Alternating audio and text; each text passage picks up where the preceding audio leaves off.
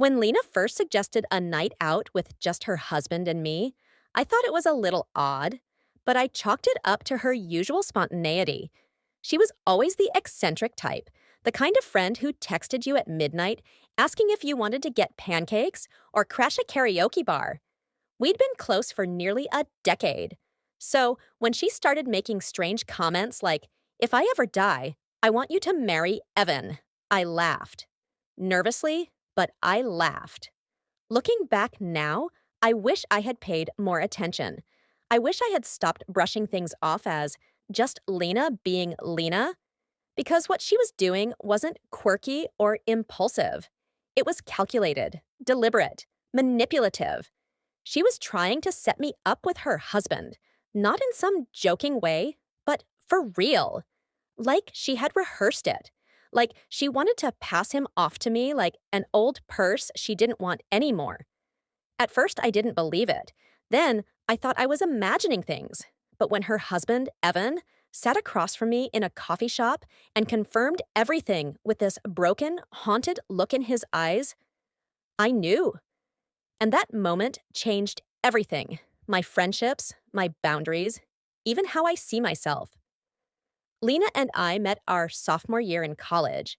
We lived on the same floor, and I still remember the first time I saw her, wearing polka dot leggings, oversized glasses, and carrying an entire pizza box to the common room like she owned the place.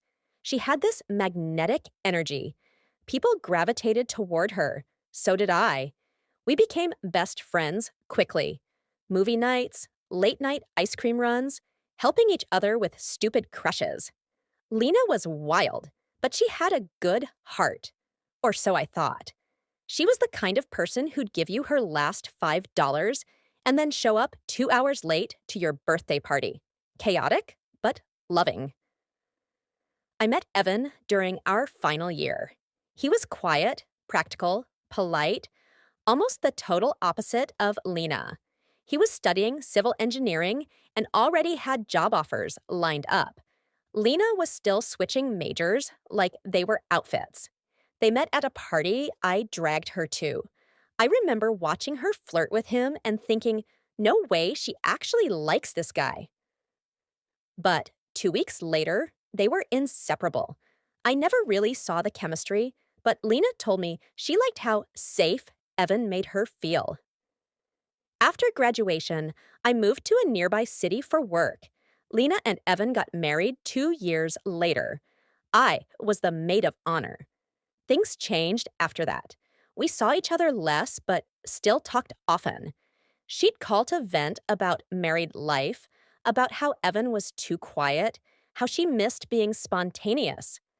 I listened. I sympathized. I thought she was just adjusting to adulthood. But then, about a year ago, she started getting weird.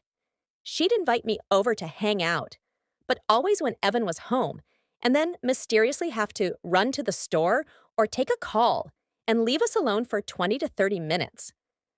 At first, I thought nothing of it, but it kept happening. One night, after dinner, Lena looked at me and said, "If I ever die or something happens, I'd want you to be with Evan." I laughed. "What? Why would you even say that?" She just shrugged.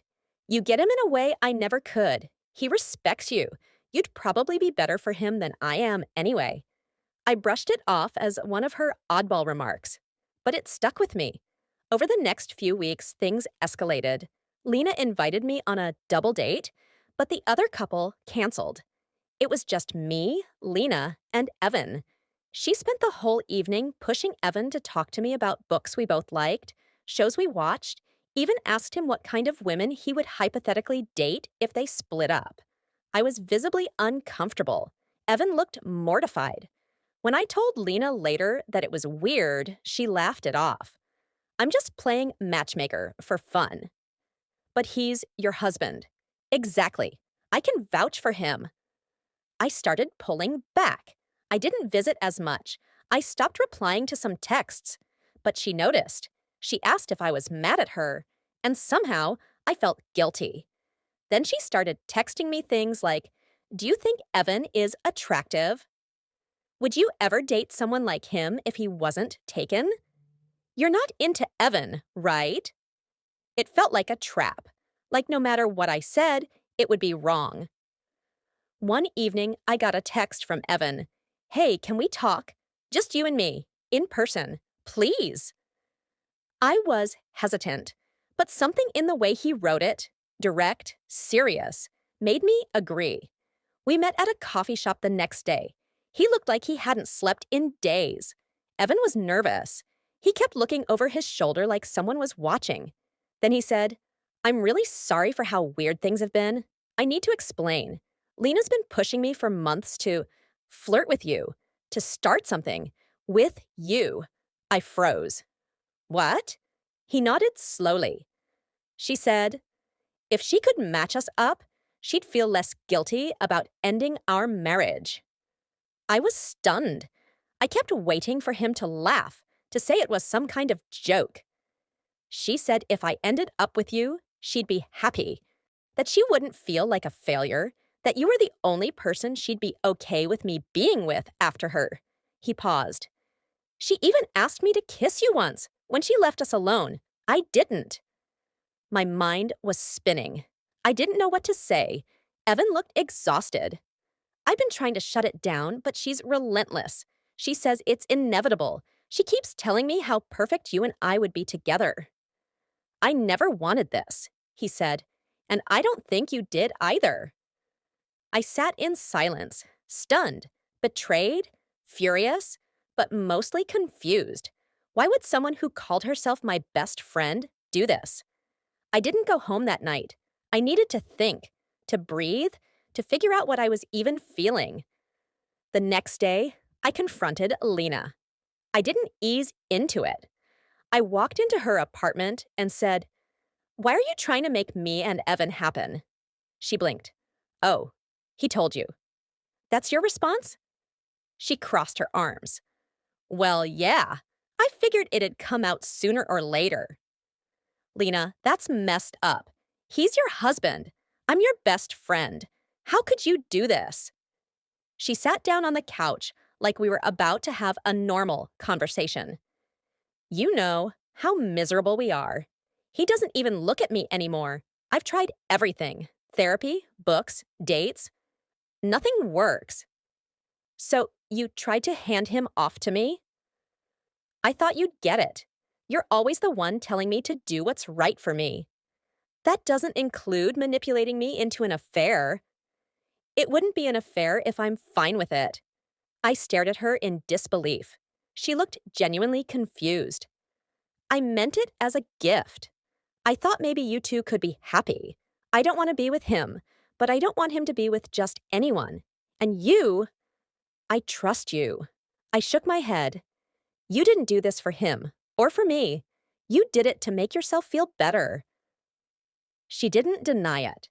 That was the last real conversation we had. The fallout was brutal. I blocked Lena's number, avoided our mutual friends, and stayed away from everything for a while. But word got out. Of course it did. Lena told people her version, that I had been secretly in love with Evan and seduced him behind her back. Evan, thankfully, told the truth.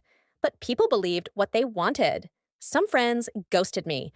Others reached out with half-hearted sympathy. Lena filed for divorce 2 months later. Evan and I spoke once more to clear the air. He thanked me for not giving in to Lena's manipulation.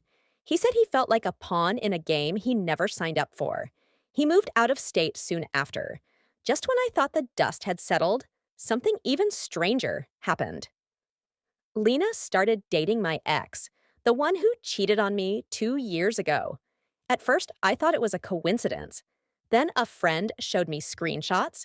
Lena had reached out to him months earlier. She told him I was obsessed with her husband and that I deserved to be taught a lesson. She planned everything. I realized this wasn't about Evan. It was never about him. It was about control, about jealousy, about power. She envied me, my independence, my job, my peace. And she wanted to wreck it. She nearly did. It took a while to recover. Not from Evan. Not even from Lena, really, but from the realization that someone I loved like family saw me as disposable, as a tool. I had to rebuild my social circle from scratch, had to redefine what real friendship meant. I started therapy, journaling. I reconnected with old friends I had drifted from during the Lena years. And now, when someone makes me uncomfortable, even if it's subtle, I listen to that instinct. Boundaries aren't cold, they're survival. Lena once told me that love is about giving people pieces of yourself. But I've learned that sometimes people take those pieces and twist them until you barely recognize yourself. So I'm reclaiming every part she tried to warp because I am not her backup plan. I am not her emotional support. And I sure as hell am not the person who's going to raise her regrets. If you've ever had a friend cross a line and then pretend it was for your benefit, I want you to know something. You're not crazy. You're not overreacting. Sometimes the people closest to us feel entitled to our loyalty even when they haven't earned it. Sometimes they mistake access for permission. And sometimes the betrayal doesn't come with loud explosions, it comes quietly with laughter, familiarity, and sweet smiles that hide sharp knives. I don't hate Lena, but I don't miss her either. Because once someone tries to gift wrap your identity and hand it off to someone else, you learn the hard way how important it is to hold on to who you are, no matter who tries to trade you away.